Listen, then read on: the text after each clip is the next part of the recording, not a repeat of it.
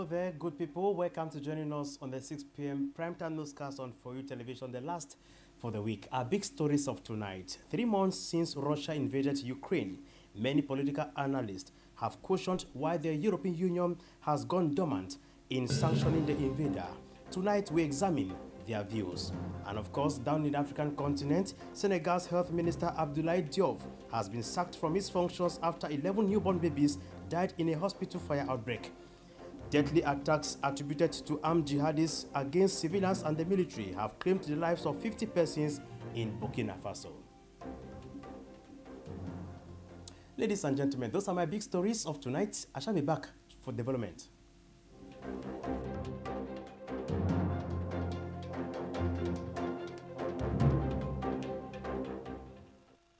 Once more, thanks for joining us. I am Tekewana at the anchor in Douala.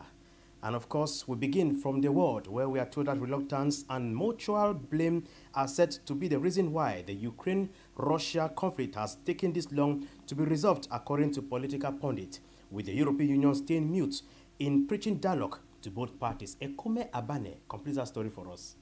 Ukraine claims that Russia has scattered between 400 and 500 Soviet mines in the Black Sea, which are being ripped off their anchors during storms and drifting, making it impossible to export goods from Ukraine's ports.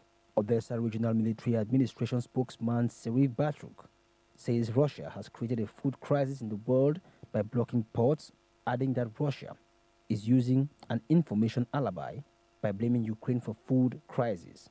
Ukraine's Black Sea ports, it should be recalled, have been blocked since the beginning of the war on February 24th, suspending vital grain exports. And officials say 20 million tons of grain are now stuck in the country. The United Nations, on its own part, says some countries could face long-term famines if Ukraine's exports are not restored to pre-war levels. Meantime, a Ukrainian former finance minister estimates that Ukraine needs up to 600 billion euros for reconstruction as a result of Russia's invasion. Now, still talking about the ongoing Ukraine-Russia crisis, instead of the European Union to play its role as a mediator in resolving the crisis, they are rather seeking for new avenues to exploit gas, reasons why they were in Africa of recent to seek the help from Africans. Once more, Ekome Abane. As Europe takes action to reduce imports of Russian gas, the continent's leaders have been looking to Africa as an alternative energy supplier, with new deals being signed with Algeria, Angola, Congo, Nigeria, and others thought to be on the way. This week, while welcoming German Chancellor Olaf Scholz, Senegalese President Macky Sall said his country was ready to work on supplying liquid natural gas to Europe, but that first, they needed to support their participation under better conditions than those currently offered by their partners. Senegal is believed to have significant deposits of natural gas along its border with Mauritania, and Europe's interest is good news for African energy producers who have enjoyed years of low prices and a pandemic that affected demand. But many gas-rich countries, with the exception of Algeria, face capacity problems and won't readily satisfy European demand. In 2020, for example, Algeria was Africa's top natural gas exporter, followed by Nigeria, Egypt, and Libya. Other producers such as Angola, Equatorial Guinea, and Congo lack the requisite infrastructure to enable them to increase production. A European ban on financing new oil and gas projects in Africa has also locked up capital for aspiring producers such as Uganda. As Europe scrambles to secure its energy supply, questions are being asked if a ban on financing fossil fuel projects will be reversed. Now, back in the African continent, we are having the ongoing African Summit of Africa Union, whereby during his inaugural speech, Africa Union President Macky Sall urged his counterpart to tackle the root causes of humanitarian crisis on the continent. The dedicated summit and a pledging conference gathered around 20 African leaders and donors is looking forward to raising funds to tackle most of his pressing problems facing in the African continent. Nota Bianche completes our story for us. African Union leaders are currently gathering in Equatorial Guinea's capital, Malabo, ahead of two extraordinary summits scheduled from this Friday to Saturday. Summits, which began since the 25th of this month, with the commemoration of Africa Day, and in this occasion, the African Union celebrated its 20th anniversary. Chaired by Macky Sall, current chairman of the African Union, the discussions will be centered around the health, climate, food, and security crisis. The African Union Commission chairperson, in an address, pointed out different issues. From Libya in North Africa to Mozambique in Southern Africa, from Mali in West Africa to Somalia in the Horn of Africa, across the Sahel, Lake Chad Basin, down to the east of the DRC in Central Africa, terrorism continues to spread a deadly web with considerable consequences on finances, economies, and people's safety.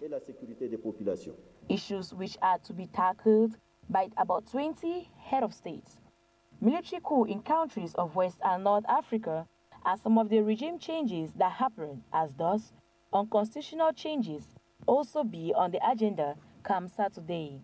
The transition deadlines put in place in the aftermath of these unconstitutional changes have become sources of dissension and sometimes tensions that are detrimental to the stability of the concerned states and that of their neighbor states. As leaders meet in Malabo, the Office of the African Union Youth Envoy says it wants to encourage African youths on the continent and in the diaspora to support and promote positive social change, intergenerational dialogue, and concrete action for Africa's development. Also, over 183 million Africans are in need of urgent humanitarian assistance this year, and as a key issue on the table, the African Union is planning on opening a humanitarian bank which will be put aside to aid African countries when the need arises. And of course, from Equatorial Guinea, Malabo, we are going over to Burkina Faso as insecurity continues plaguing most of African countries nowadays. Deadly attacks attributed to armed jihadists against civilians and the military have multiplied in recent weeks in Burkina Faso, with the latest, which of course left over 50 persons dead. Leyuga for Nyunga tells us more.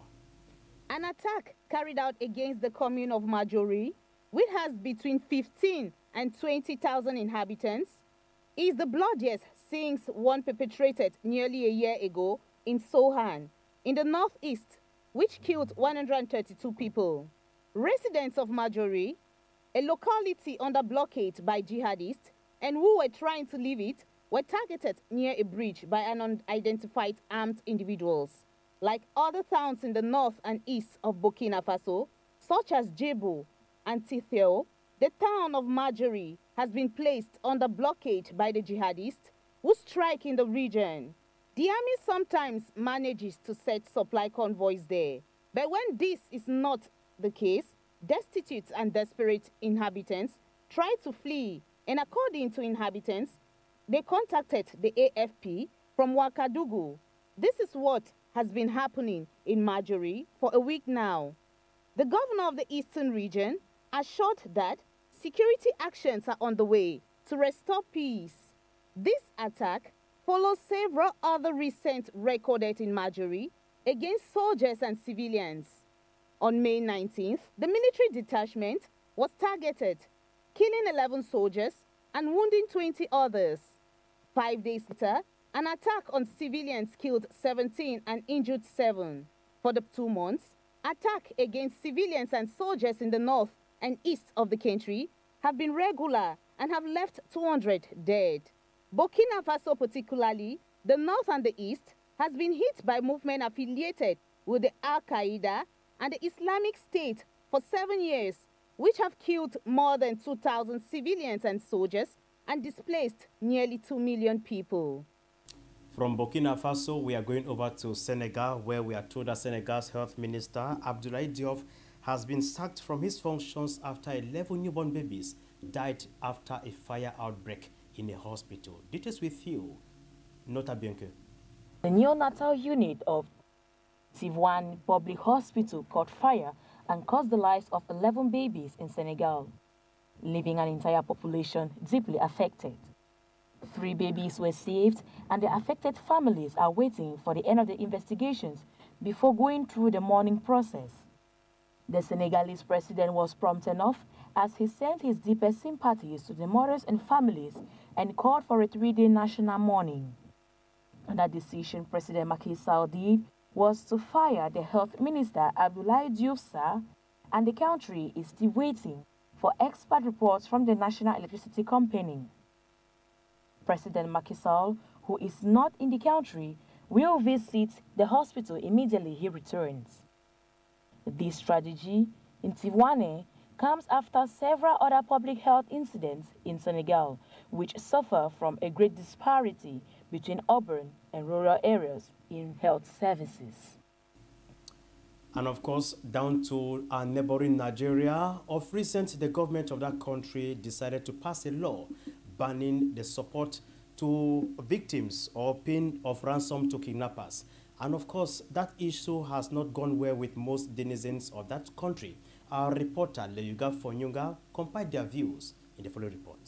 Attack carried out against the commune of Majori, which has between 15 and 20,000 inhabitants, is the bloodiest since one perpetrated nearly a year ago in Sohan, in the northeast, which killed 132 people.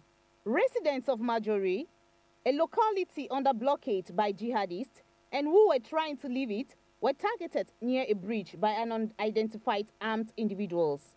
Like other towns in the north and east of Burkina Faso, such as Djebo and Titheo, the town of Majori has been placed under blockade by the jihadists who strike in the region.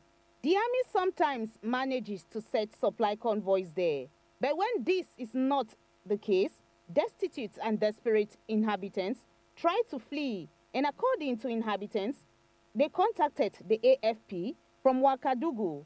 This is what has been happening in Majori for a week now. The governor of the eastern region assured that security actions are on the way to restore peace. This attack follows several other recent recorded in Majori against soldiers and civilians. On May 19th, the military detachment was targeted, killing 11 soldiers and wounding 20 others. 5 days later, an attack on civilians killed 17 and injured 7. For the 2 months, attacks against civilians and soldiers in the north and east of the country have been regular and have left 200 dead. Burkina Faso particularly, the north and the east, has been hit.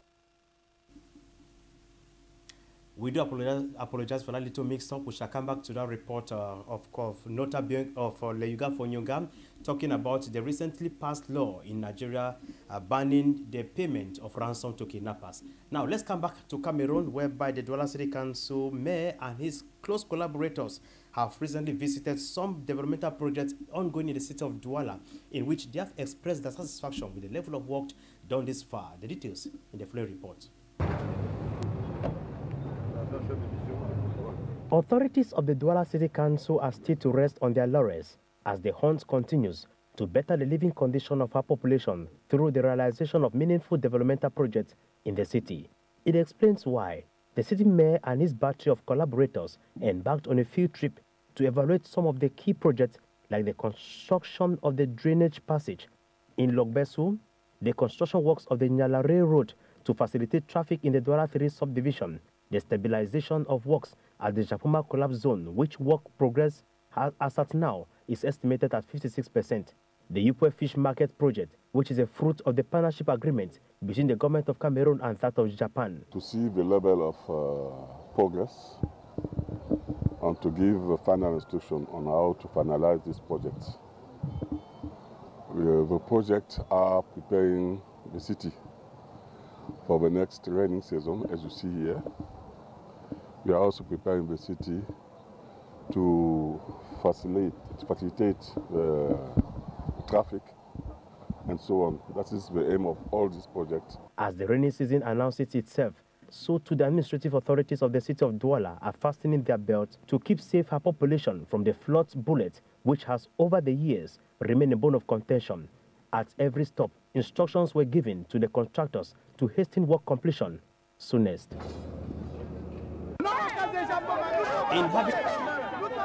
The Douala 3 subdivision have been restless as the government demolition machinery is on the hunt to smash illegal occupants of government lands in the city of Douala. The city mayor, while on a walking visit to the area, invited the occupants for a dialogue in the days ahead. The details in the following report. The fear to see their properties demolished explains why the mammoth crowd, comprising of inhabitants of Japoma in the Douala 3 subdivision, turned out en masse to be granted audience by the city mayor while on a walking visit to the area. With placards bearing message like "No to demolition in Japoma" was on a display alongside their peace plans. In an exchange with the city mayor, Dr. Rochimba Sandine was interested to know their source of information about the announced demolition in Japoma after Bali. According to this inhabitant of Japoma, it's just a speculation since they are still to obtain a land title certificate on their acquired lands in Japoma. On a travaillé la forêt. La forêt est devenue maintenant la ville.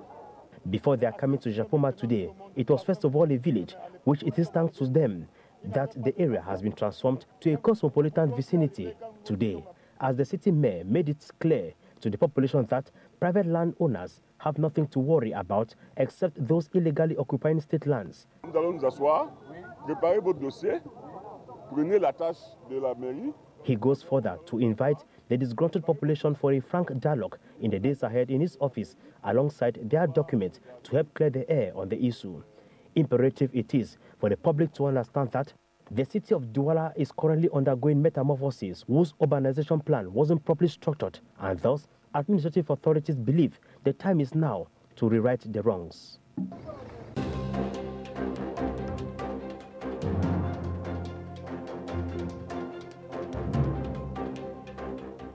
And in sports, team head coach of the Indomitable Lions of Cameroon, Rigobert Song Bahanak, has made public a list of 25 players called up to the qualifiers of the 2023 AFCON to be staged in Côte d'Ivoire. Our reporter, Nitazen Froome, examined the profile of some of the key players called this time around. And here's his report. From 34 shortlisted to 25 in the final list, a number of 9 players were left out by Rigobert Song. Faithful to his game ideas, the Cameroonian head coach has as real aim renewing the victorious squad of the Bleeder expedition. As goalkeeper, Andre Onana benefits from the confidence of the technical staff, just like Davis Epasi and Simon Omosola. However, attention is paid at the 8 selected defenders. The central defender of the Lens Racing Club, Christopher Hu, at only 20 years old, is presented as the future of the Cameroon national team. He who has just had an encouraging season in the club for a total of 16 games played in all competitions and 1 assist delivered. The natives of Louvres therefore integrate a workforce made up of Faye Collins, Olivier Baizo, Michael Ngado, Jean-Charles Castelletto, Ambroise Oyongo Bitolo, Newu Tolo, Duplex Chamba, amongst others. In the midfield, Olivier Ncham of the English club Swansea, although has not featured in any encounter so far with the Indomitable Lions, is present alongside Pierre Koundé Malon, Martin Angla, Samuel Umgwet, Gaël Ondoa, and Frank Zambo Anguissa. As strikers, Ignatius Nganago of Monaco in the French league, Choupo-Moting, Karl Toko Ekambi, Nicolas Brice Mominga Malu, Abubakar Vincent, Kevin Soni, Leandre Tawamba are also present alongside Georges Kevin Nkudu, called up for the first time ever. Kevin Nkudu, the striker of the Turkish club Besiktas, author of 4 goals in 16 matches played in the championship, once a former French international hopeful, seems seduced this time around by the project of the Indomitable Lions of Cameroon. The team's first outing is scheduled for May 29 with a friendly match on June 4, 2022 against local players before a trip to Tanzania to face Burundi. And of course, we now talk culture. It's weekend. We owe you all as a tradition to get to present to you just how our cultural weekend should look like. And among other bit, this day is Nitazen Froome. Many are these artists who signed their comeback on the musical scene.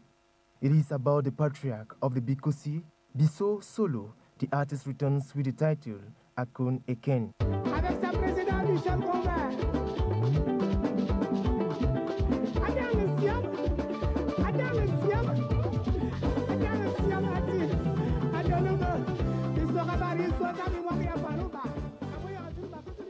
Final D is also back. He seduces his audience with the title Forgive Me.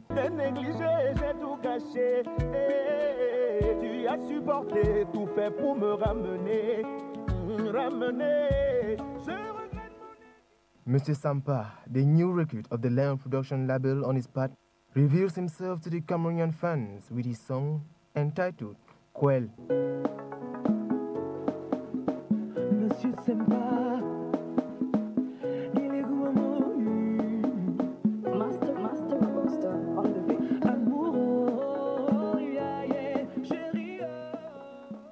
On the other part, the Cultural, Educational and Sports Association Complex invites you to the charity gala for benefit of underprivileged children at the restaurant La Mandarine at 7 p.m. As regards the show of tenor, the Cameroonian urban artist meet him at the Universal Club in Brussels this May 27, 2022. Mr. Liu will close his national tour this weekend at the French Institute in Douala at 7 p.m. Salut tout le monde, ici l'artiste Mr. Léo a.k.a. Lion d'Afrique. Rendez-vous à Douala le 27 et le 28 à l'Institut français à partir de 19h. J'invite tout le monde. Yaoundé, c'était chaud, c'était la magie. Et Douala, on vous attend. Feu sur scène. Ouais. On the 28th of May in Yaoundé, the Ivorian gospel artist Kez Bloom will be in concert at the Yaoundé Sport Complex from 5 p.m. At his site, we find Indira Ivan de Yesu. C'est Dieu qui a commencé, c'est lui qui va faire un miracle dans la zone. Alors Yaoundé, j'arrive. Yaoundé, je serai là, je serai avec vous ce 28 mai du côté du Palais des Sports pour notre concert, le rendez-vous des disciples. On est ensemble, rendez-vous ce 28 mai. Il va faire un miracle dans la zone. C'est Dieu qui a commencé, c'est lui qui ferme la bouche des papatos.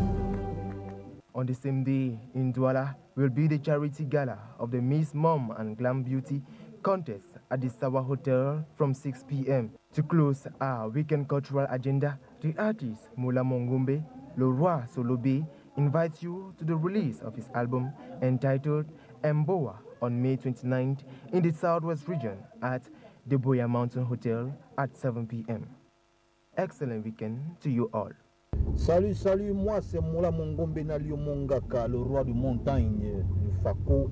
Je vous salue vous tous et je vous invite du lancement de mon nouvel album. Mon nouvel album c'est le 29 mai 2022. C'est à Boya, à Mountain Hotel. Je vous invite vous tous, je vous aime. Venez, venez, venez, venez. Venez, on écrit l'histoire. Nalio Mongaka. And of course, that report there by Nitezen Fru puts a wrap to today's English Primetime Newscast on For You Television. We want to thank you all on behalf of the entire team for your kind attention throughout this week. God willing, we shall be back here, same time, same station as from next week. Until we meet again for what must have been news in Cameroon, Africa, and the world. It's goodbye from Oslo, the capital city of Norway. Goodbye from Babande in Eswatini, in the southern part of Africa. God bless Mother Africa. Bye-bye.